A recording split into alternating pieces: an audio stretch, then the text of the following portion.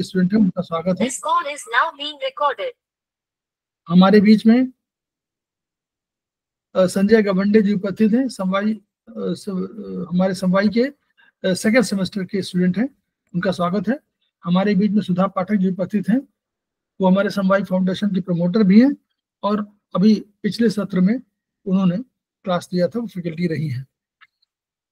तो हम लोग चर्चा कर रहे थे अभी चाइनीज पर और ट्रीटाइज 7 पर, जो बहुत बेस बुक है, बहुत महत्वपूर्ण किताब है। और ये सिखाती क्या है, अभी तक हम लोगों ने जो तमाम फार्मूले सिद्धांत पढ़े थे, उन सिद्धांतों का एप्लीकेशन कैसे हो, इस पर ये चर्चा कराती है और वो बताती है कि टोन सिलेक्शन किसका आधार क्या हो सकता है। अब हम इसी पर, अभी हम लोगों ने तमाम किडनी की वो चीजें पढ़ी थी, अब हम लोग किडनी पर ही चर्चा करने जा रहे हैं प्रतिमा राज जी के साथ। तो उनका पुनः स्वागत कि वो क्लास शुरुआत करें और मैं तब तक किडनी वाले चैप्टर को शेयर कर दे रहा हूँ। प्रणाम सर, गुरुजनों को प्रणाम, सभी साथियों को नमस्ते।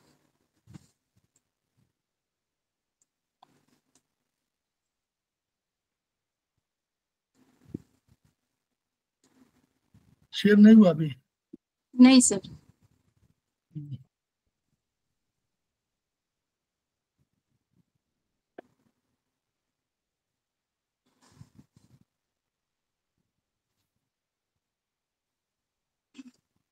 नहीं हो रहा, हुआ नहीं सर, अभी तो वही वाला। अच्छा ठीक, अभी दूसरा लगता है कहीं वो कभी कभी बीच में ऐसा हो जाता है।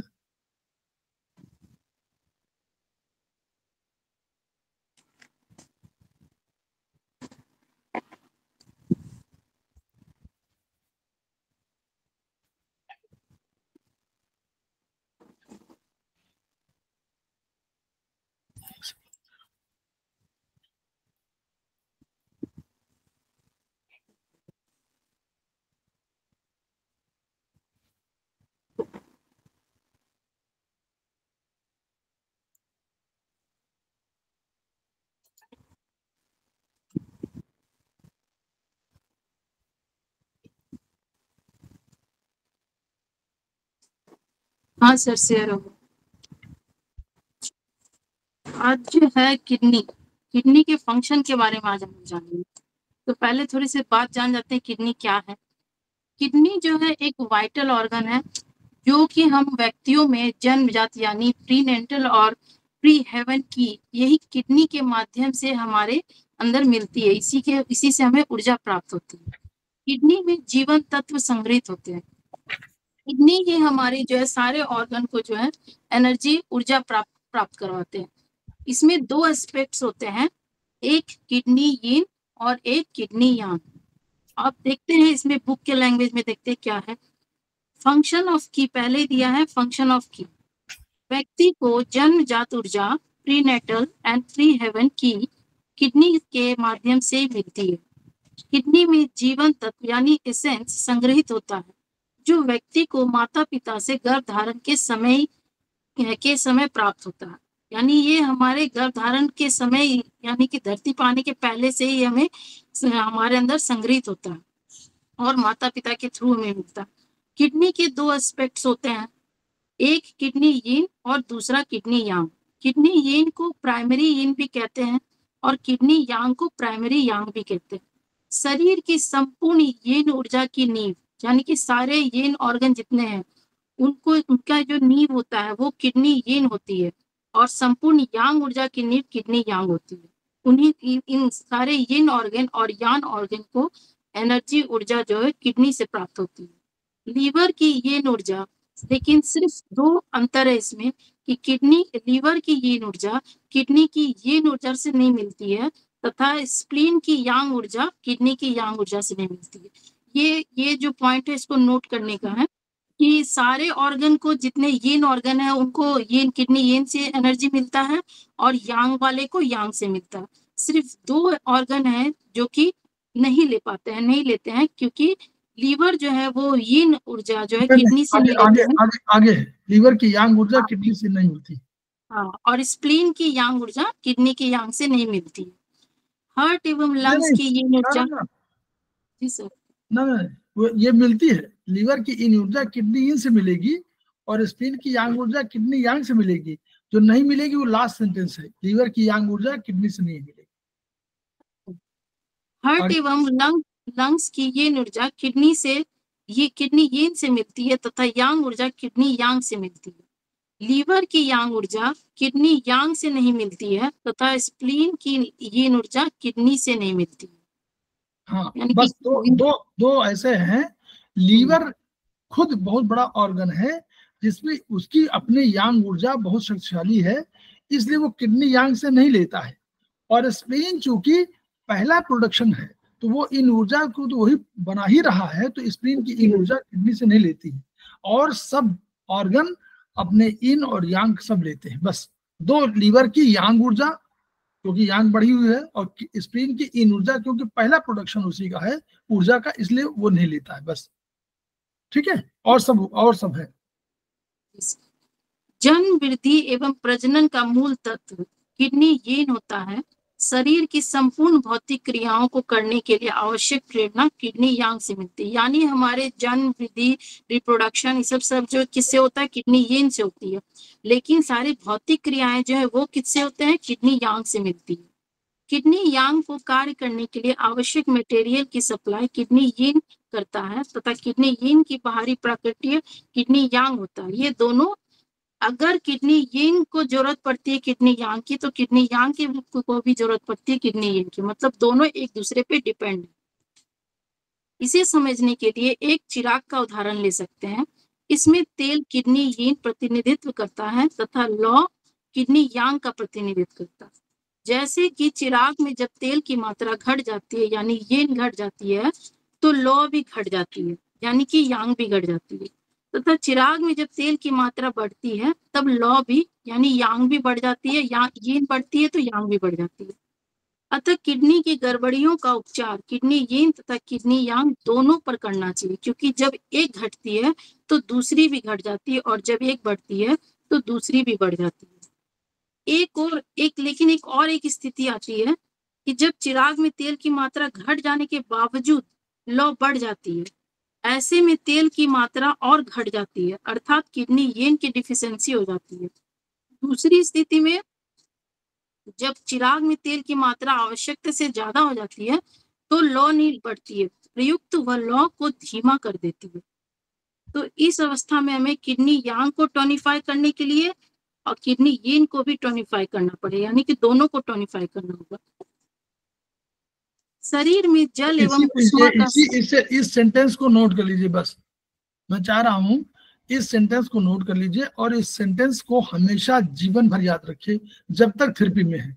किडनी यांग को टोनिफाई करने के लिए किडनी इन को भी टोनिफाई करना है, और किडनी इन को टोनिफाई करने के लिए किडनी यांग को भी टोनिफाई करना है। बस एक दूसरे को यानी कभी अकेले किडनी यांग को टोनिफाई करने से काम नहीं बनेगा। किडनी यांग कर रहे हैं तो किडनी इन भी करिए, और किडनी इन कर रहे हैं तो किडनी यांग भी करिए। बस ये सेंटेंस अगर हमेशा इसको हाईलाइट कर लीजिए, अब लिख लीजिए अलग से। चलिए, शरीर में जल एवं उष्मा का संस्थापक किडनी होती है। पंच तत्व सिद्धांत के अनुसार किडनी जल तत्व से संबंधित होती है, पर वास्तव में किडनी शरीर में अग्नि तत्व का भी स्रोत होती है, और इसलिए किडनी को जीवंतता का अग्नि द्वार कहा जाता है, क्योंकि ये अपने एनर्जी जो है ऊपर हार्ट में भेजती है, लंग्स में भेजती है। इसीलिए इसमें जो है जल तत्व है लेकिन उष्मा का भी ये संस्थापक है। शरीर में किडनी निम्नलिखित कार्य करती है। क्या क्या कार्य करती है? जीवन सत्ता, इसको ऐसा बस यहाँ बात करिए, इसी को आगे बहुत क्लैरिफाई किया हुआ है। जी सर, इसमें प्रतिभा मैम आगे इसमें सब सारा जो 8 पॉइंट है ना, तो यही पॉइंट को उसने इलेबरेट किया हुआ, तो इसको पढ़िए क्योंकि बहुत बड़ा चैप्टर है ये। और आप लोग सब ध्यान से रखिए, कोई पॉइंट नोट करिए, नोट करते जाइए। बहुत बड़ा किडनी का सबसे महत्वपूर्ण चैप्टर है जी। सर ये लाइन छोड़ दे कि पढ़े, ये जो निम्नलिखित कार्य नहीं वो वाला तो उसी को तो रिपीटेशन है यहाँ पर है ना, रिपीटेशन है, यही है पूरा सारा पूरा एलिब्रेटेड है पूरा इसमें। इसको बताइए ना main. Kidney store sense and control birth, growth, reproduction and development, यानी जीवन सत्ता का संग्रह करना तथा जन्म, वृद्धि, प्रजनन एवं उन्नति का विकास करना, ये कौन करता है? Kidney essence. किडनी 2 प्रकार के जीवन सत्व का संग्रह करती है। एक प्रथम जन्मजात जीवन सत्व जिसे प्री हेवन एसेंस कहते हैं, और प्री नेंटल एसेंस जो जगत में हमें प्राप्त होती है, यानी कि पृथ्वी से। सत्य जिसे पोस्ट हेवन एसेंस या पोस्ट नेटल एसेंस कहते हैं। प्रथम प्रकार का जीवन सत्व हमारे शरीर की मूल संरचना, सामर्थ्य एवं जीवंतता को निर्धारित करता है, जैसे भ्रूण का पोषण, जन्म के बाद अभिवृद्धि, इंद्रिय जनित परिपक्वता, प्रजनन शक्ति एवं विकास का कार्य। यह प्रथम प्रकार का जीवन सत्व है, यानी प्री हेवन है। प्रीनेटल या प्री हेवन दोनों एक ही है। दोनों की। इस सत्व की कमी से, जब इस सत्व की कमी हो जाती है तो क्या होते हैं? बांझपन होता है, नपुंसकता होती है, शारीरिक एवं मानसिक मंदता हो जाती है। भोजन से परिशोधित सत्व, अब भोजन से जो मिलता है उसे पोस्ट हेवन एसेंस कहते हैं। दोनों प्रकार के सत्व मिलकर जीवन के विभिन्न चरणों जैसे जन्म, वयस्कता, रजनोवृत्ति एवं मृत्यु का नियंत्रण करते हैं। इस सत्व के घटने से, जब अगर कभी ये सत्व घट जाता है तो क्या होता है? बुढ़ापा आता है। येलो एम्परर में पुरुषों के जीवन के 8 चक्र, यानी कि स्टार्टिंग में 8 चक्र और महिलाओं के 7 चक्र बताए गए हैं। इन चक्रों का नियंत्रण किडनी करती है। यह किडनी एसेंस हमें किडनी यीन को किडनी की में परिवर्तित करने की क्षमता प्रदान करती है, यानी किडनी एसेंस जो है हमें किडनी यीन को किडनी की में परिवर्तित करने की क्षमता प्रदान करती है, और इस क्षमता का दोहन किडनी यांग करता है। जब ये एनर्जी बन जाता है तो इसका दोहन कौन करता है? किडनी यांग करता है। शरीर में किडनी की अवस्था का पता सत्व की मात्रा से लगाया जाता है। यदि किडनी में जीवन सत्व सम्यक है, यानी कि लेवल में, सही लेवल में, बैलेंस में है, तो किडनी मजबूत एवं जीवंत है तथा काम शक्ति एवं प्रजनन शक्ति सम्यक होती है, बैलेंस में होती है। यदि जीवन सत्व घट गया अथवा कमजोर है तो जीवंतता घट जाती है, बांझपन आ जाता है तथा काम शक्ति का ह्रास हो जाता है, यानी कि क्षति हो जाती है। दूसरा हमारा है मज्जा का उत्पादन करना। पहले बस एक लाइन बोल रहे हैं, इसका मतलब हुआ कि जो प्री हेवन की है और जीवन सत्व और पोस्ट हेवन जीवन सत्व दोनों, मतलब एक जन्म के बाद और एक जन्म के पहले दोनों मिल करके आपको सारी शक्तियां दे रहे हैं। ऐसा नहीं है कि केवल प्री हेवन से काम रहे, प्री हेवन और पोस्ट हेवन दोनों मिलते हैं और मिल करके ये वाला आपको जब आगे जीवन में कैसे आप काम करेंगे बढ़िया से, वो प्रदान करते हैं। तो दोनों आवश्यक है।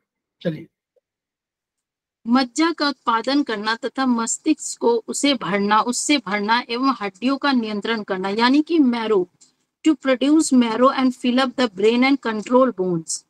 चाइनीज एक्यूपंक्चर में मज्जा मैरो का पाश्चात्य उपचार की बोन मैरो में अंतर है, यानी कि बोन मैरो जो कहलाता है वो और ये मैरो, ये दोनों में अंतर बताया गया इसमें।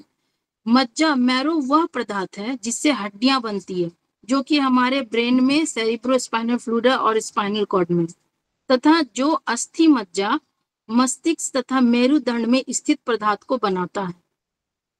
इसका अर्थ यह हुआ कि हड्डियों को बनाने वाला पदार्थ मज्जा यानी कि मैरो होता है तथा बोन मैरो में भी मज्जा से बनती है, बोन मैरो भी मज्जा से ही बनती है, तथा ब्रेन तथा स्पाइनल कॉर्ड में स्थित सेरिब्रोस्पाइनल फ्लूइड तथा अन्य पदार्थ भी इसी मज्जा से बनती है। अतः चाइनीज एक्यूपंक्चर में मस्तिष्क, ब्रेन एवं किडनी का क्रियात्मक संबंध होता है।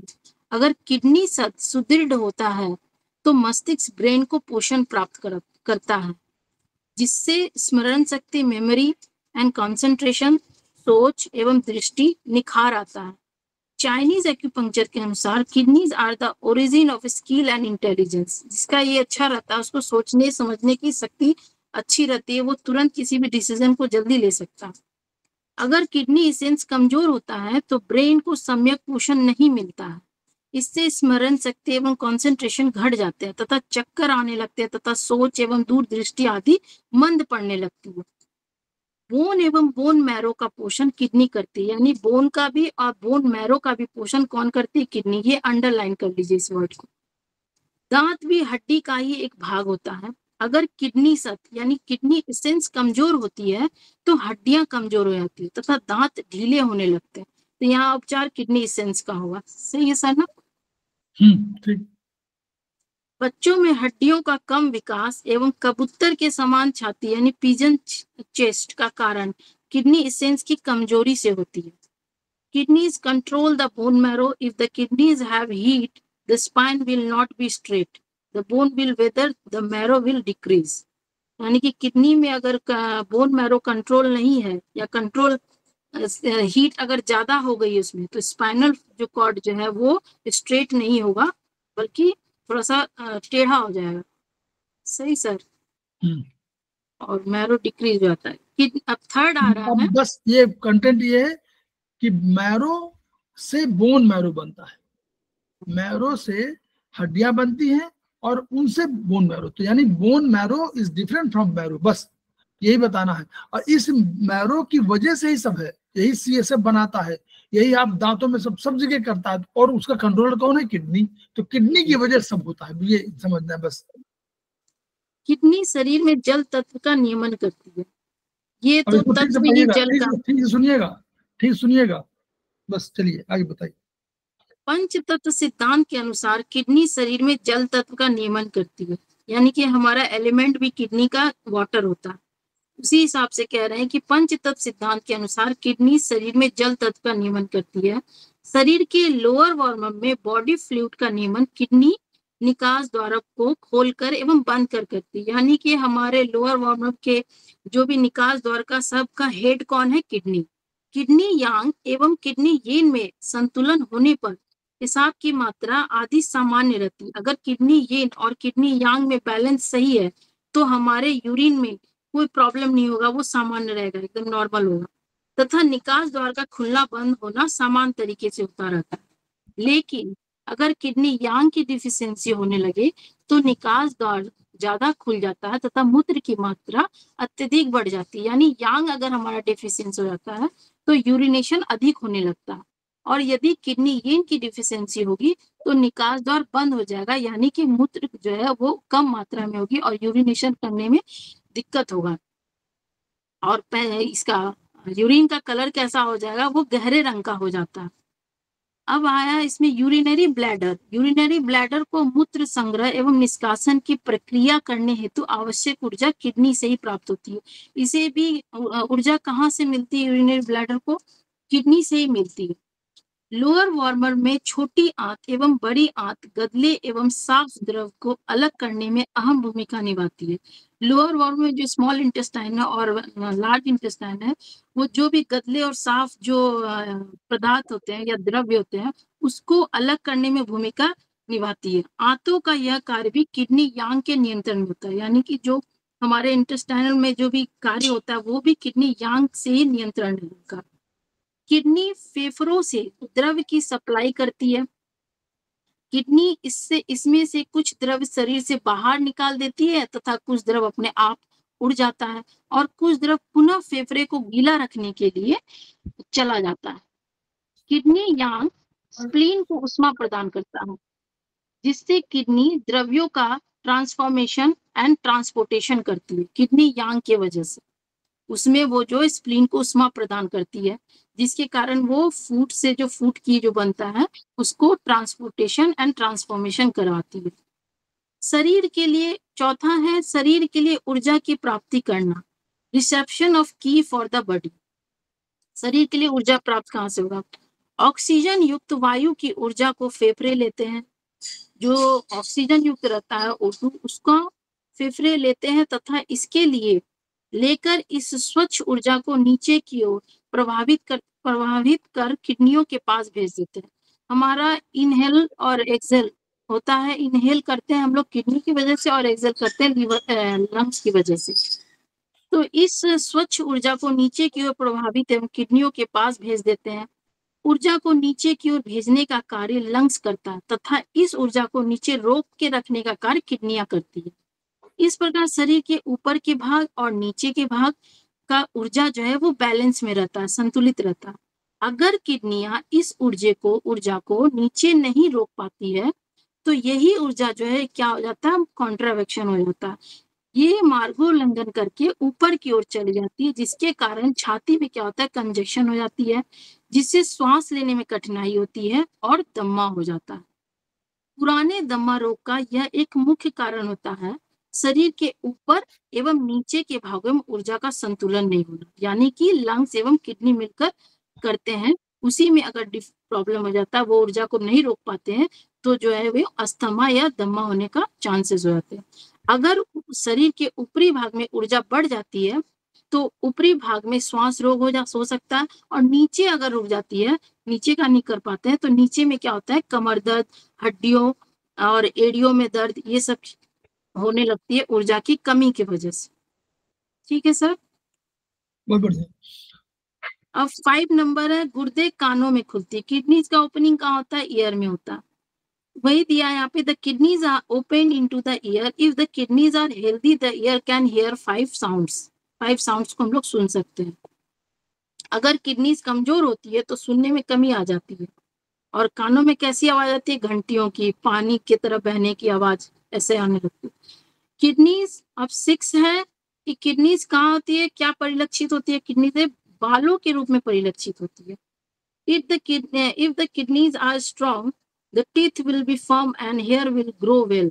If the kidneys are declining in energy, the hair will fall out and the teeth become loose. अगर किडनी स्ट्रांग होगी तो हमारे टीथ और बाल बहुत ग्लो करेंगे और अच्छा मतलब हेयर रहेगा। अगर कमजोर हुआ किसी तरह से तो हमारे हेयर फॉल होंगे और टीथ भी जो है लूज हो जाएंगे। बाल अगर पतले पड़ जाते हैं, सफेद पड़ रहे हैं और समय से पहले ग्रे हो जा रहे हैं अथवा बाल झड़ रहे हैं, इसका अर्थ है कि बालों को किडनियों से पूर्ण पोषण नहीं मिल रहा है। इसका कारण किडनी इसेंस की कमजोरी हो सकता है, अतः ऐसे में किडनी का उपचार करना चाहिए। अब 7 है, नीचे के 2 द्वारों का नियंत्रण किडनियां करती है। इन नीचे के 2 द्वारों में एक द्वार आगे की ओर तथा दूसरे द्वार पीछे की ओर होता है। आगे के द्वार में मूत्र मार्ग एवं विषण रज्जु वहिना, स्पर्मेटिक कॉर्ड तथा डिम्ब वाहिनियां होती है होते हैं तथा पीछे के द्वार में गुदा होती है। आगे एवं पीछे के इन दोनों द्वारों का नियंत्रण किडनी करती है। मूत्र मार्ग का नियंत्रण मूत्राशय करता है, पर इसके लिए भी आवश्यक ऊर्जा कहाँ से मिलती है, किडनी यांग से मिलती है। अगर किडनी कमजोर होती है तो व्यक्ति पेशाब रोक नहीं पाता है। Sperm is the outer manifestations of kidney essence. Kidney की अथवा इसेंस की कमी होती है तो वीर्य पतला हो जाता है, अपने आप श्रृंखलित होने लगता है, स्वप्न दोष होने लगता है। यद्यपि गुदा बड़ी आंत के अंतर्गत आती है, पर कार्य में यह किडनी पर ही आश्रित होती है। किडनी की कमजोर होने पर पतले दस्त लग जाते हैं अथवा गुदा बाहर निकल सकती है। मल को बाहर निकालने में पित्त की चिकनाई की जरूरत पड़ती है। बड़ी आंत का एक्सक्रेटरी प्रेशर लगता है, वो भी किसके द्वारा होता है, किडनी द्वारा ही होता है, जो कि मल और संकोची को खोलने एवं बंद करने के लिए आवश्यक ऊर्जा मदद करते हैं। गुदा को स्नायविक ऊर्जा किडनी से मिलती है। स्नायविक मीन्स क्या होता है सर? ब्रेन, नर्वस सिस्टम से, जो नर्वस सिस्टम की वो है, किडनी से मिलती है। हाँ, अगर किडनीज कमजोर है तो यूरिन और मल दोनों रोक पाने की क्षमता घट जाती है। तो अगर कभी प्रॉब्लम आ रही है आपको तो किडनी यांग जिम्मेदार है। किडनी यांग से ऊर्जा सब ले रहे हैं, नीचे वाले जितने भी हैं सब किडनी यांग से ले रहे हैं। ठीक है, किडनी यांग से ले रहा आपका यूबी, किडनी यांग से ले रहे हैं एलआई, किडनी यांग से एसआई, सब ठीक, ये कहने की बात है। तो यानी किडनी यांग या किडनी यांग का ही तो रूपांतरण है किडनी की, तो किडनी की और इसेंस का ट्रीटमेंट आपको करना चाहिए सब में। और अभी देखिएगा जब भी कभी डिफिशियंसी वाली बात होगी तो आपको डिफिशियंसी में किडनी यांग का उपचार उनको देना पड़ेगा, किडनी की, किडनी यांग सारे। चलिए सर, हाँ, 8 नंबर है, इच्छा शक्ति का आवास किडनीज में होता है। Kidneys are house the will power. अगर किडनी मजबूत है हमारी तो इच्छा शक्ति भी दृढ़ होती है तथा मस्तिष्क स्पष्ट लक्ष्य निर्धारित करता है। अगर और व्यक्ति उस लक्ष्य की प्राप्ति में बिना द्वंद्व के लग जाता है। लेकिन यदि किडनी कमजोर है तो इच्छा शक्ति घट जाती है तथा व्यक्ति लक्ष्य से भटक जाता है। यानी यहाँ भी हमें किडनी पे ही ध्यान देना पड़ेगा। इच्छा शक्ति की कमी से मानसिक अवसाद, डिप्रेशन हो जाता है। ऐसे में किडनी के टोनिफिकेशन से अक्सर बहुत लाभ मिलता है। अब है right kidney and left kidneys are two distinct organ. प्रत्येक व्यक्ति के दो किडनियां होती है, एक बाई किडनी, दूसरी दाहिनी किडनी। बाई किडनी को ही खास किडनी कहते हैं तथा दाहिनी किडनी को गेट ऑफ वाइटलिटी अथवा जीवंतता द्वार कहते हैं। इस जीवंतता के द्वार में मन का वास होता है, यानी कि हमारे राइट किडनी में, तथा यह ओरिजिनल की होते हैं। पुरुषों में यह जीवन का सत्य यानी इसेंस को संग्रहित करते हैं तथा महिलाओं में यह यूट्रस से जुड़ी होती है, यानी दाहिना वाला किडनी जो है राइट साइड वो महिला में यूट्रस से जुड़ी होती है और पुरुषों में यह जीवन इसेंस संग्रहित करती है। अतः व्यक्ति के केवल एक ही किडनी होती है जिसे लेफ्ट किडनी कहते हैं। ये देखिए ओरिजिनल की बात हम लोग करते हैं ना, ये ओरिजिनलिस्ट की बात है। वो कह रहे थे कि जो ओरिजिनल की है वो पुरुषों में क्या करती है, इसेंस को संग्रहित करती है, और महिलाओं में यूट्रस है। यानी ओरिजिनल की और ओरिजिनल की का कंट्रोलर कौन है, किडनी। तो किडनी का यहाँ पर महिलाओं से यूट्रस है, तो किडनी की जरूरत यूट्रस से जुड़ी हुई है, ये कहना है।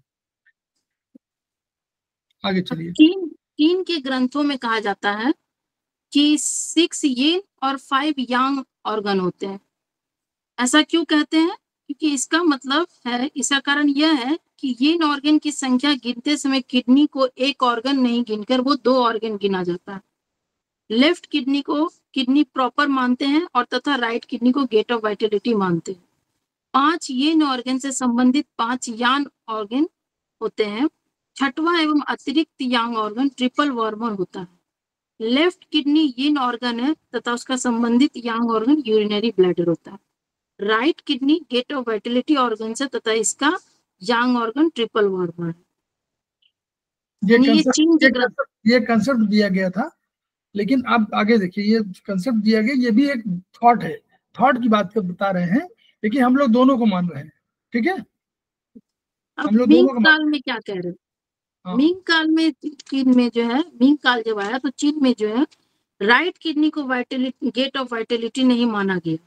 ऐसा माना गया कि 2 किडनियां होती है तथा इन दोनों किडनियों के बीच में गेट ऑफ वाइटलिटी होती है, यानी कि अब 2 किडनियां वो लोग मानने लगे और उसके बीच में गेट ऑफ वाइटलिटी को माने।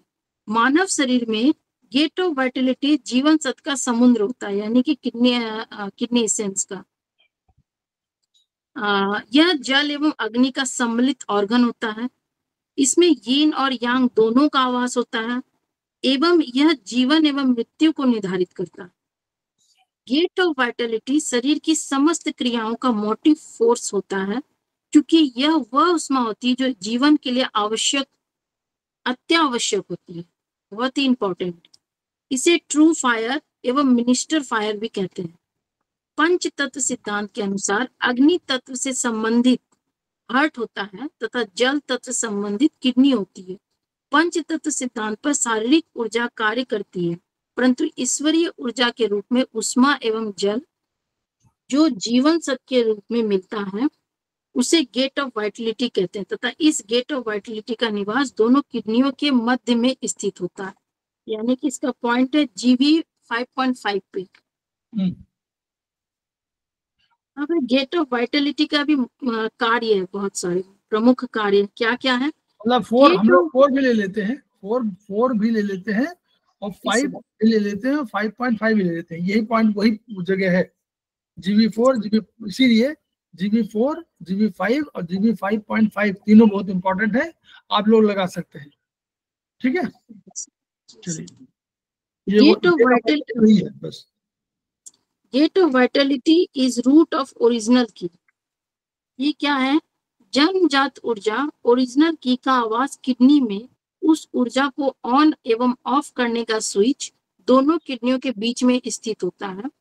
जैसे यूरेनियम से बहुत ज्यादा ऊर्जा बनाई जा सकती है, उसी प्रकार ओरिजिनल की के सत्य से जीवन प्रयत्न प्रचुर ऊर्जा बनाई जा सकती है। यह ऊर्जा शरीर में रक्त बनाने में मदद करती है, जीवन में भौतिक एवं अन्य लक्ष्य प्राप्ति के लिए आवश्यक उष्मा एवं जिजीविषा प्रदान करती है। जिजीविषा क्या होता है सर? ऐसा जिजीविषा के दो रूप हैं, एक तो जीने की इच्छा है और जीतने की इच्छा। दोनों, आपको किसी कार्य को करना, सफलता पूर्वक करना एक है, जीवन जीने की इच्छा मतलब बढ़िया से जीवन को जीने की इच्छा भी है जिजीविषा, और जीत जाने की इच्छा भी जिजीविषा है, कि जीत जाए मतलब हारे नहीं, दो चीजें ये। दूसरे में दिया है कि gate of vitality provides fire for all the internal organs, यानी गेट ऑफ वाइटलिटी जो है वो अग्नि प्रदान करता है, उष्मा प्रदान करता है हमारे इंटरनल ऑर्गन को। गेट ऑफ वाइटलिटी में उष्मा की कमी होने पर, अगर उसमें उष्मा की कमी हो जाती है तो शरीर के सभी ऑर्गन की कार्य क्षमता घट जाती है, क्योंकि इसमें बहुत ऊर्जा अब ये नहीं, अब यहाँ समझ लीजिए बस थोड़ा सा, जल तत्व का किडनी नियंत्रक है, तो और गेट ऑफ वाइटलिटी का भी कंट्रोलर है। गेट ऑफ वाइटलिटी आप समझ, जैसे रक्त में क्या होता है, रक्त में अग्नि भी है और जल भी है, वैसे ही गेट ऑफ वाइटलिटी में ऊष्मा भी है और जल भी है, दोनों चीजें हैं। तो ये मत सोचिए कि गेट ऑफ वाइटलिटी में ऊष्मा नहीं है, इसी गेट ऑफ वाइटलिटी की ऊष्मा से जीवंत महसूस करते हैं। तो जीवंतता क्या है? हॉटनेस। जीवंतता क्या है? हॉटनेस, कोल्डनेस नहीं है, हॉटनेस है। आप बढ़िया गर्मजोशी से मिलते हैं, वो है। ठीक है जी, हाँ चलिए जी। तो उष्मा की कमी होने पर शरीर के सभी ऑर्गन्स की कार्य क्षमता घट जाती है तथा व्यक्ति थकान महसूस करने लगता है। नॉर्मली अगर अग्नि तत्व कम जाती है तो शरीर में जो कोल्डनेस अगर बढ़ जाता है तो इंसान ऐसे भी कमजोरी महसूस करता है, मानसिक अवसाद हो जाता है तथा नेगेटिव थॉट्स आने लगते हैं, जीवंतता की कमी हो जाती है एवं व्यक्ति ठंडक महसूस करने लगता है। ऐसे में राइट किडनी ऑफ टोन करना चाहिए, यानी कि राइट किडनी को एवं गेट ऑफ वाइटलिटी से संबंधित दोनों किडनियों के बीच के बिंदु जीबी 5.5 स्पेशल पॉइंट ऑफ कोत्सू पर उपचार करना चाहिए। अब आप लोग करेंगे नहीं, आप नोट कर लीजिए इस पॉइंट को, जीबी 5.5 पर, मतलब 5 और 6 के बीच में, यहाँ जरूर किया करिए। जब भी कोई किडनी का कर रहे हो तो यहाँ जरूर करिए, उसको भी टोन कर दीजिए। क्लियर? जहां जीबी4 लगाते हैं, जीबी4 सीबी4 जहां लगाते हैं, किसी जहां भी लगा हो जीबी4 सीबी4, वहां पर जीबी 5.5 भी लगाइए। ठीक है जी, तो ये दिया है जीबी 5.5 पर उपचार करने से हार्ट, किडनी, एरोटा, पेरिटोनिया एवं ब्रेन की क्रिया में सुधार आता है। कितने चीजों में सुधार आ जाता है? देखिए इस बिंदु पर उपचार देने से वाइटलिटी की उष्मा रेडिएशन में उसी प्रकार सुधार होता है जैसे बैटरी रिचार्ज करने पर होता है। कितना अच्छा पॉइंट है। पॉइंट नोट कर लीजिए। Gate of vitality warms the lower warmer. अब मूत्राशय की मदद से लोअर वार्मर शरीर से द्रव्यों को निष्कासित करता है, यूरिनरी ब्लैडर के कारण, यूबी के कारण। गेट ऑफ वाइटलिटी इसके लिए आवश्यक ऊर्जा एवं उष्मा लोअर वार्मर को प्रदान करती है। इस कार्य को करने के लिए गेट ऑफ वाइटलिटी जो है वो आवश्यक ऊर्जा और उष्मा जो है लोअर वार्मर को देती है। यदि गेट ऑफ वाइटलिटी कमजोर हो, अगर ये कमजोर हो जाए तो लोअर वार्मर में निष्कासन उष्मा की कमी हो सकती है तथा आर्द्रता बढ़ सकती है, जिसके कारण क्या होगा? सूजन आ सकती है। अब चौथा है gate of vitality warms stomach and spleen to help digestion. अब ये स्टमक और स्प्लीन में डाइजेशन में हेल्प करते हैं। कैसे? भोजन एवं पेय के परिवहन, विश्लेषण एवं रूपांतरण के कार्य के लिए स्प्लीन को उष्मा की आवश्यकता होती है। यह उष्मा स्प्लीन को गेट ऑफ वाइटलिटी से प्राप्त होती है। अगर गेट ऑफ वाइटलिटी कमजोर हो तो स्प्लीन में पाचक उष्मा की कमी होकर पतले दस्त, थकान एवं अंगों का ठंडा होना तथा रोगी को ठंड लगना आदि तकलीफें हो जाती है। इसके बाद है 5 points. Gate of vitality regulate sexual function. Gate of vitality स्वस्थ यौन संबंधों के लिए आवश्यक होता है, अत्यावश्यक होता है।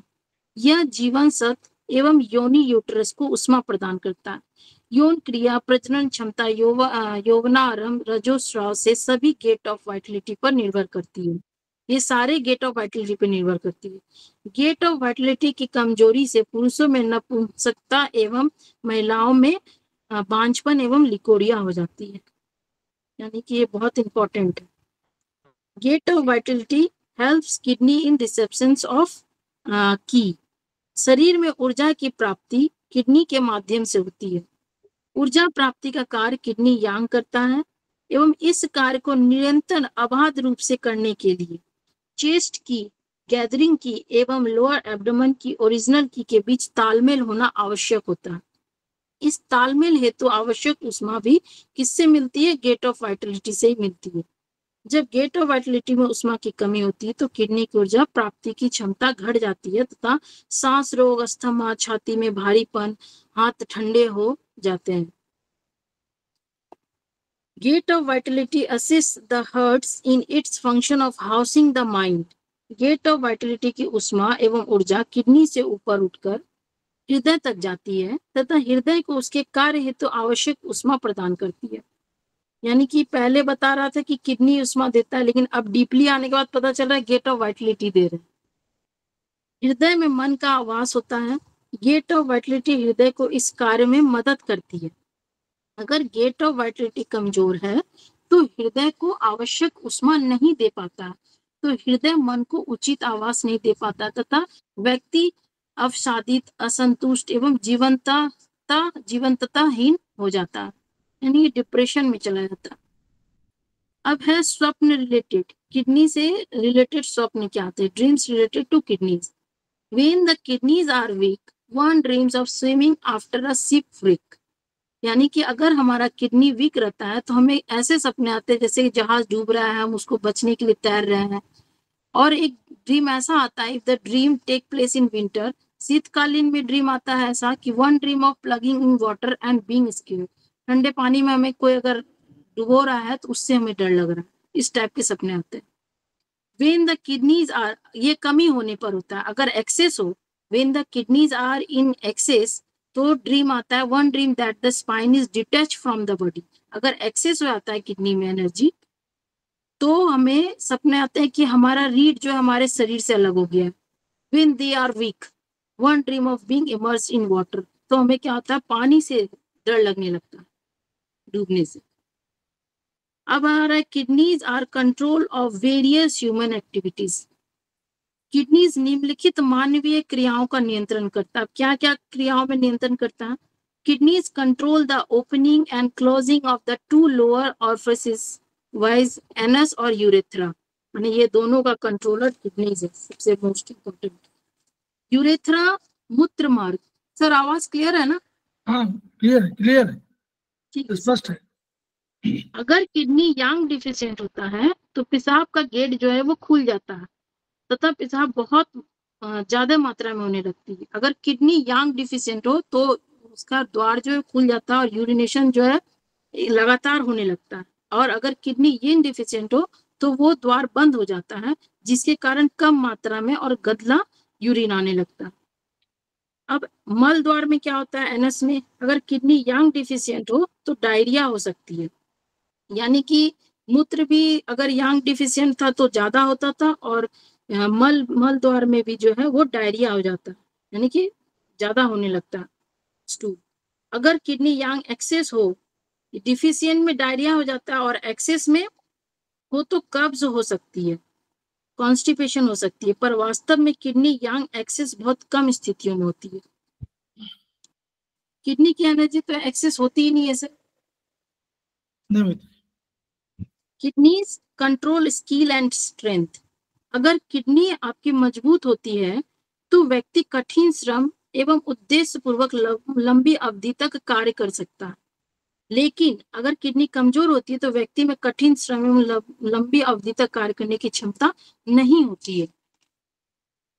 इसके उलट कभी कभी किडनी डिसहार्मोनी भी हो जाती है व्यक्ति को, जिससे क्या होता है? डिसहार्मोनी मतलब क्या? किसी चीज का गलत ये, उससे क्या होता है कि व्यक्ति जो है कार्य करने का नशा प्रदान कर देते हैं। वो एक्सेस मतलब काम से ज्यादा, अपने सामर्थ्य से ज्यादा काम करने लगता है। काम करने की सामर्थ्य से अधिक किडनी व्यक्ति के स्किल एवं डेलिकेट एक्टिविटीज की क्षमता को भी प्रभावित कर देती है। ये भी एक इसमें डिसहार्मोनी है। तीसरा है कि kidneys are the root of pre heavens की। Spleen is the root of post-heaven.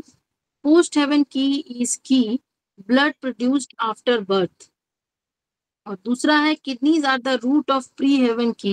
ये क्वेश्चन आता है, जी ये सर, क्वेश्चन बहुत आता है। रूट ऑफ प्री हेवन की, आप लोग भूल जाते हैं, उसमें लिखा है बिल्कुल साफ, kidneys are root of pre heaven. Root of जी प्री सर। हेवन की किडनी और पोस्ट हेवन की स्प्लीन। चलिए, क्योंकि किडनी में जीवन सत्व इसेंस संग्रहित होता है और जो व्यक्ति को माता पिता से विरासत के रूप में ईश्वर से प्राप्त रूप में मिलता है। अब चौथा है the kidney do not like the dryness. Kidney को ड्राइनेस पसंद नहीं। सूखा मौसम तथा इंटरनल ड्राइनेस से किडनी यील्ड कमजोर हो जाती है। इंटरनल ड्राइनेस निम्नलिखित कारणों से हो सकती है। एक तो स्टमक में डिफिशियंसी अगर हो, कंटिन्यूअस स्वेटिंग हो या डायरिया हो। चौथा स्मोकिंग, अगर स्मोकिंग कोई ज्यादा कर रहा है तो। तंबाकू रक्त एवं जीवन सत्व इसेंस को सुखा देता है क्योंकि वो हॉट होता है, उसका तासीर जो है वो गर्म होता है, तथा किडनी ये इनको कमजोर कर देता है। लंग्स डिसलाइक, अब लंग्स को जो है वो कोल्डनेस पसंद नहीं है। Kidneys dislike excess cold, kidney है जल तत्व लेकिन उसको ज्यादा ठंड भी पसंद नहीं है। Lungs dislike excess dryness, dryness ही है लेकिन उसको ज्यादा ड्राइनेस नहीं पसंद है। इसी के कारण किडनीज का जब एक्सेस कोल्ड जो बता रहा है उसको पसंद नहीं है। बुजुर्गों में ठंड के समय में इसीलिए उन लोगों में किडनी की कमजोरी होती है। उन लोगों को ठंड, किडनी वाले पेशेंट को ठंड ज्यादा पसंद नहीं आता। The kidneys are the gate of the stomach. Kidneys का जो गेट है वो स्टमक में भी खुलता है। कैसे? अगर किडनी द्रव्यों को ठीक से बाहर नहीं निकाल पाती है तो द्रव्य अवरुद्ध होकर अमाशय को प्रभावित करती है। अगर अमाशय में द्रव्य की कमी होती है तो किडनी येन की कमी हो जाती है। अतः स्टमक एवं किडनी एक दूसरे पर आश्रित है, एक द्रव्य को लेता है और दूसरा द्रव्य को बाहर निकालता है। अगर इन दोनों में ये अपने कार्य करने में अगर किसी तरह से कोई दुविधा हो गई, अगर कोई ले रहा है अगर वो नहीं ले रहा है, कोई निकाल रहा है अगर नहीं निकाल रहा है, तो ये प्रॉब्लम हो जाती है। दे रहा है, दोनों मिलकर द्रव्य लेने एवं निकालने का कार्य करते हैं, इसीलिए किडनी को अमाशय का द्वार कहा गया है। क्योंकि स्टार्टिंग में जो भी जल वगैरह आता है तो वो स्टमक में ही आता है, फिर वहां से वो लेता है और किडनी उसको निकालता है। अब ये ऑर्गन कॉस्मोलॉजिकल सीक्वेंस इसमें है। हार्ट यांग को ऊपर ये बताएं सर। नहीं बता रहे हैं कोई। देखिए, वो बताने की कोशिश किया इन्होंने कि किडनी और हार्ट जो है एक ही नीचे, एक ही एक्सिस में, हार्ट ऊपर है और किडनी नीचे है, और स्प्लीन बिल्कुल सेंटर के, पृथ्वी वाला है ना, स्प्लीन वाला पृथ्वी, तो पृथ्वी सेंटर में है। तो चारों तरफ पेरिफेरी में उसके चारों है, लंग्स है, किडनी है, और इन अंदर है, यहाँ बाहर वही चक्र है। स्प्लीन को उन्होंने बीच में दिखाया, स्प्लीन का सेंटर है ना, ट्रीटाइज 1 चैप्टर पेज नंबर 4, यही पॉइंट है ना। वो कहते हैं पृथ्वी की ऊर्जा जो है सेंटर है, याद करिए, स्क्रीन में सेंटर लिखा हुआ है ना दिशाओं में, तो सेंटर वाले हुआ मतलब बीच का है। तो अब उसके बाद इसके सेलेंट फीचर यहाँ बता है, all kidneys problems are problem of deficiency. Sequence का आगे बताया उन्होंने कि इस सीक्वेंस में ये है कि ऊपर और ये तो किडनी और हार्ट दोनों मिलकर के बैलेंस करते हैं ऊष्मा और जल का। वो हार्ट का जो है गर्मी है, किडनी ठंडक है, लेकिन किडनी में भी ठंडक है, किडनी में गर्मी है, हार्ट में भी ठंडक है, हार्ट में गर्मी है, दोनों एक दूसरे पर निर्भर करते हैं। अगर हार्ट बहुत गर्म हो जाए तो उसको शीतलता चाहिए, तभी तो ठीक करेगा काम। अगर किडनी गर्म हो जाए तो किडनी भी प्रॉब्लम है, लेकिन किडनी में गर्मी खत्म हो जाए तो वो भी प्रॉब्लम है। इसीलिए कह रहे हैं कि उसको बहुत अधिक ठंडक पसंद नहीं है। ये उसने बताने की कोशिश किया है इस चक्र से।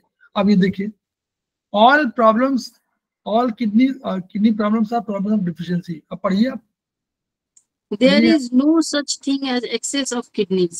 yes, ये नोट कर लीजिए, किडनी हमेशा डिफिशियंसी वाली होगी, कोई एक्सेस नहीं होगी। चलिए आगे। भगवान से हमें जन्म से किडनी इसेंस और किडनी यांग एक निश्चित भाग में मिलता है। यह कमी बहुत अधिक नहीं हो सकता। जब हम एक्सेस किडनी यांग की बात करते हैं तो इसका अर्थ होता है किडनी यीन डिफिशियंसी हो गया है, अतः तुलनात्मक दृष्टिकोण से किडनी यांग एक्सेस हो गया है। वास्तव में ओवरऑल किडनी की डिफिशियंट होता है। यानी कि अगर किडनी यांग एक्सेस है तो वो किडनी की डिफिशियंसी कहलाती है। नीचे के चित्र में दिखाया गया है ओवरऑल किडनीज की डिफिशिएंट होने के बावजूद किडनी ये तक किडनी यांग में कंपैरेटिवली ज्यादा डिफिशियंसी हो सकती है। ऐसे में उपचार किडनी डिफिशियंसी का करते हैं। यांग सर देखिए, ये यांग बढ़ गया है, लेकिन नॉर्मल की लेवल पर वो पूरा एक बना स्टेज, वो एक लकीर खींची गई है। यांग अगर बढ़ेगा, किडनी यांग, तो जैसे यांग बढ़ेगा तो किडनी इन कमजोर हो जाएगी ना, कोई एक क्षरण होगा, एक बढ़ेगा तो क्षरण हो जाएगा, तो क्या होगा, आप क्या है वर्चुअल क्या है, डिफिशियंसी ऑफ किडनी इन है, इन डिफिशियंट हो गई, तो ये क्या है, इसमें गर्मी लगेगी आपको। नॉर्मल उधर देखिए कि डिफिशियंसी ऑफ किडनी यांग में है, यांग घट गया और इन बढ़ी हुई है, तो इसमें आप क्या लगेगा, इसमें आपको ठंडक लगेगी। वही जो बताया हम लोग वहां पढ़े थे वही वाला है। इस क्रम में वाटर से प्रारंभ करते हैं। इसका कारण यह है कि जल अन्य तत्वों का आधार होता है। किडनी संपूर्ण शरीर के यीन एवं यांग का आधार होती है। किडनी शरीर की ओरिजिनल यीन तथा ओरिजिनल यांग होती है। किडनी शरीर के लाइफ एसेंस को स्टोर करती है। यह एसेंस ऊर्जा एवं मन का आधार होता है। All disharmonies stem from deficiency of kidney yin. बस यहाँ पर आगे चलिए, आगे उपचार सिद्धांत हाँ, यीन डिफिशियंसी में स्टेज 1 है, स्टेज 2 है। स्टेज 1 में बताया गया है कि किडनी यीन डिफिशियंसी होने पर रिलेटिवली किडनी यांग एक्सेस हो जाएगा। अगर यीन डिफिशियंसी यानी कि ध्यान से पढ़िएगा, जरा ध्यान से सुनिएगा। सर वही आगे वाला पिक्चर के बारे में बता रहा है ना। हाँ चलिए पढ़िए पढ़िए, जितना हो सके करिए। हाँ, एड्रेनल्स हाइपर एक्टिव हो जाएंगे। अतः जब एड्रेनल हाइपर एक्टिव हो तो किडनी यीन डिफिशियंसी का उपचार करें। माने हमारे किडनी के ऊपर में एक टोपी नुमा है जिसको एड्रेनल ग्लैंड कहते हैं, वो अगर ज्यादा हो जाए, हाइपर एक्टिव हो जाए, तो उसमें हमें किडनी यीन की डिफिशियंसी के पॉइंट लगाने चाहिए। इसको समझिए, रिलेटिव यांग, यांग ऊपर होता है कि यांग नीचे होता है? ऊपर। तो अगर यांग मतलब टोपी जो है, टोपी ऊपर है, एड्रिनल ग्लैंड ऊपर है, तो एड्रिनल ग्लैंड अगर यांग एक्सेस हो जाएगा तो यानी एड्रिनल ग्लैंड हाइपर एक्टिव हो जाएंगे, है ना। ऊपर यांग एक्सेस माने किडनी यांग के ऊपर, किडनी में यांग में ऊपर जब यांग है मतलब सर की तरफ, तो सर में बैठा हुआ कौन है, एड्रिनल ग्लैंड। तो ये अगर किडनी यांग एक्सेस है तो एड्रिनल ग्लैंड हाइपर एक्टिव हो जाएंगे, ये कहने का मतलब है। अब जब हाइपर एक्टिव हो जाएंगे तो किडनी इन डिफिशियंसी का उपचार करना हम लोग को। अगर कभी रिपोर्ट में आए कि एड्रिनल्स हमारे हाइपर एक्टिव है, कोई रिपोर्ट आएगी कभी हार्मोन्स की कि एड्रिनल्स आर हाइपर एक्टिव, तो तुरंत आप समझ जाइए कि नीचे वाला डिफिशिएंट है, तो यानी किडनी इन डिफिशिएंट है। ऊपर वाला अगर एक्सेस है तो नीचे डिफिशिएंट है। एड्रिनल ऊपर है, हमारे सर में क्या है, सर यांग है कि सर इन है? यांग। तो बस एड्रिनल अगर हाइपर एक्टिव है यानी यांग हाइपर एक्टिव है, यांग एक्सेस है, तो यांग एक्सेस है तो किडनी हाइपर एक्टिव। हाँ, हाइपर एक्टिव का अर्थ ये हुआ कि किडनी यांग एक्सेस है हमारा, तो किडनी यांग एक्सेस है तो किडनी इन डिफिशिएंट। सर ये एड्रिनल के ऊपर कोई नोड कभी भी बन जाती है तो वो यांग एक्सेस की वजह से है? एड्रिनल के ऊपर कोई नोड बन गई मान लो, हाँ, तो वो यांग एक्सेस है, यांग एक्सेस है। हाँ, एक्सेस हुई ना, वो नेचुरली बढ़ गई, तो उसको किडनी इन डिफिशियंसी। किडनी के बाहरी भाग देखिए, पढ़िए लिखा हो, एड्रिनल ग्रंथि किडनी के बाहरी भाग यानी यांग भाग में स्थित होने के कारण ऐसा होता है। Deficiency of yin means deficiency of water, fluids, cooling etcetera. Excess of yang means fire, drying of fluids, heating etcetera. ये उसका अर्थ बता रहे हैं। Stage 2, if kidney in deficiency in में क्या होगा, kidney in deficiency in the long run causes liver. अब देखिए, लीवर इन किडनी इन जो है किसको देती है, लीवर इन को देती है। स्पिन बगल में है, स्पिन को यांग देती है, लेकिन यहाँ लीवर को इन देती है। लीवर इन, अब देखिए किडनी डिफिशियंसी, लीवर इन डिफिशियंसी के कारण एम्प्टी, अगर मान लो लीवर किडनी इनडिफिशियंसी हो गई तो क्या होगा, लीवर इनडिफिशियंट हो जाएगी। तो लीवर डिफिशियंट हो जाएगी तो क्या होगी, एम्प्टी फायर। याद करिए, लीवर इनडिफिशियंसी मतलब क्या हुआ कि उनसे एम्प्टी फायर राइज करेगी, तो लीवर यांग कंपैरेटिवली एक्सेस हो जाएंगे, फायर कंपैरेटिवली एम्प्टी फायर, तो कंपैरेटिवली यांग बढ़ जाएगा, यानी हीट बढ़ जाएगी। तो क्या हो जाएगा, हाइपरथायराइड हो जाएगा, हाइपरटेंशन हो जाएगा, डिस्टर्ब वर्जन हो जाएगा। अतः हाइपरथायराइड, डिस्टर्ब वर्जन में, हाई ब्लड प्रेशर में, लीवर इनडिफिशियंसी और किडनी इनडिफिशियंसी का उपचार करिए। हाइपरथायराइड, हाइपरटेंशन और डिस्टर्ब विजन में लीवर इनडिफिशियंसी का उपचार करिए और किडनी इनडिफिशियंसी का उपचार करिए।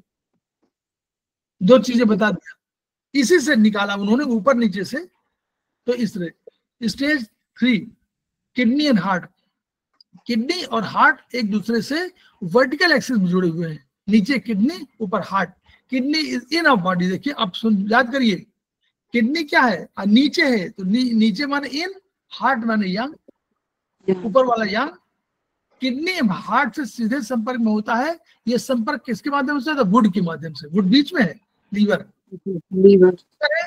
तब किडनी है, लीवर हार्ट है, तो लीवर बीच में है, तो ये संपर्क वुड के माध्यम से नहीं होता है। ये कह रहे हैं किडनी हार्ट से सीधे संपर्क है, वुड बीच में है, लेकिन नहीं, वो कह रहे हैं सादे, ये जो चित्र का दिखाया है कॉस्मोलॉजिकल बैलेंस, ये कह रहे हैं सीधे स्पिन यांग इसी माध्यम से, वो यहां से नहीं कर रही है, वही बात कहने की कोशिश कर रही है। वो कह रहे हैं कि सीधे वर्टिकल एक्सिस जुड़े हुए हैं, किडनी हार्ट में सीधे संपर्क होता है, वुड के माध्यम से नहीं होता है। किडनी हार्ट का संबंध वाटर फायर का है, यह संबंध शरीर में संतुलन स्थापित करता है। इन और yang, hot and cold, yin is cold और हॉट इज यांग, तो दोनों का संतुलन होता है। किडनी जल तत्व का नियंत्रक है, हार्ट को पोषण के लिए जल तत्व चाहिए, जल तो सबको चाहिए, पहली बात कह दिया कि जल तत्व से पोषण शरीर का होता है, बिना उसके लिए पेड़ों का भी होता है, सबका होता है, हमारा भी होता है। तो हार्ट को पोषण के लिए जल तत्व चाहिए, और किडनी ही हार्ट को पोषण देने हेतु तो जल को ऊपर भेजती है। हार्ट अग्नि का नियंत्रक है, और किडनी को पोषण के लिए अग्नि की आवश्यकता है। किडनी को तो अग्नि चाहिए, हर आदमी को फायर चाहिए, हर व्यक्ति को चाहिए, तो हार्ट फायर नीचे किडनी दे जाती है।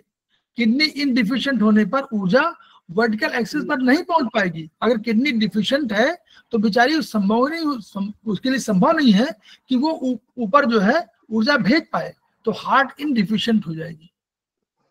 हार्ट इनडिफिशिएंट होने पर हार्ट में एम्प्टी हीट बढ़ जाएगी, तो ऐसी दशा में ये कब होता है, मेनोपॉजल वाले में होता है। ऐसे में पहले उपचार हार्ट इनका करिए डिफिशियंसी का, और फिर किडनी इनका करिए। देखिए ये दृष्टि आई, पहले हार्ट इन का करिए, फिर किडनी इन का करिए। किडनी और हार्ट डिफिशिएंसी में अनिद्रा, छाती में धड़कन। अब यांग में सबसे पहले किडनी यांग डिफिशिएंट होती है, उससे एड्रेनल क्या होंगे, हाइपो एक्टिव हो जाएंगे, ऊपर वाले हाइपो एक्टिव। तो जब एड्रेनल हाइपो एक्टिव है तो किडनी यांग डिफिशियंसी करिए, ऊपर वाले हाइपो एक्टिव माने डिफिशियंसी हाइपर, किडनी यांग की डिफिशियंसी है तो हाइपोथायराइडिज्म करिए इसमें, क्योंकि एड्रेनल हाइपो एक्टिव है तो हाइपोथायराइडिज्म होगा, तो किडनी यांग डिफिशियंसी। तो जब भी हाइपोथायराइडिज्म कर करिए उसका किडनी यांग का डिफिशियंसी का उपचार। किडनी यांग डिफिशियंसी इजीली कॉजेज स्प्लीन यांग, किडनी यांग देती ऊर्जा किसको, स्प्लीन यांग को। किडनी यांग डिफिशियंसी में कॉज लंग्स को ऊपर है ना लंग्स, तो लंग्स की डिफिशियंसी करा दी है, स्प्लीन को यांग में देगी और लंग्स को की में देगी। Yang deficiency of spleen and kidney both causes chronic enteritis, dysentery, nephritis and heart disease. Kidney and heart yang deficiency causes oedema and heart palpitation. Kidney और हार्ट यांग, हार्ट को भी यांग दे रही है, किडनी यांग heart को भी यांग दे रही है, तो एडिमा और हार्ट पैल्पिटेशन हो जाएगा। किडनी और lung imbalance caused when the kidney is unable to grasp lung की। अब ऊपर से लंग की आई, किडनी उसको ग्रास्प वो रोक नहीं पा रही है, रोकने के बाद जितनी आवश्यक हुई उसको रखा और शेष के ऊपर भेज दिया। लेकिन मान लीजिए वो खुद ही कमजोर है तो अनेबल टू ग्रास्प, उसको ले ही नहीं पा रही है। This cause cardiac insufficiency, chronic asthma, emphysema, ये आपको लंग्स और हार्ट दोनों को प्रभावित कर देगी। ये तो यहां तक हम लोग आज कर पाए हैं। अब रणनीति क्या है मैडम की, मैडम की रणनीति क्या है? आपका चैप्टर रह गया अधूरा। अच्छा जी सर, अभी बहुत है तो। हाँ कोई बात नहीं। अच्छा आपके पास एक क्लास और है ना? एक क्लास अभी 16 को होगा अच्छा सर। एक सेकंड दो, हम तो इसको समअप कर दें। तो हम लोग खेमका सर के जो सिद्धांत है, खेमका सर का जो आदर्श है उसको याद करेंगे, उनकी ऊर्जा को ग्रहण करेंगे, और हम लोग हमेशा अपने ज्ञान को बढ़ाने की कोशिश करेंगे, नंबर 1, अपने ज्ञान को ट्रांसफर करने की कोशिश करेंगे, नंबर 2, ताकि दूसरे लोगों का जीवन भी बढ़िया हो जाए, अच्छा हो जाए, पीड़ित मानवता को रोगों से मुक्ति मिले, ये हमारा प्रयास होना चाहिए। तो खेमका सर को फिर उन्हीं मोटो को याद करते हैं, each one reach one, each one treat one, each one teach one. इन्हीं शब्दों के साथ हम लोग अभी इसको बंद करते हैं। हाँ सर।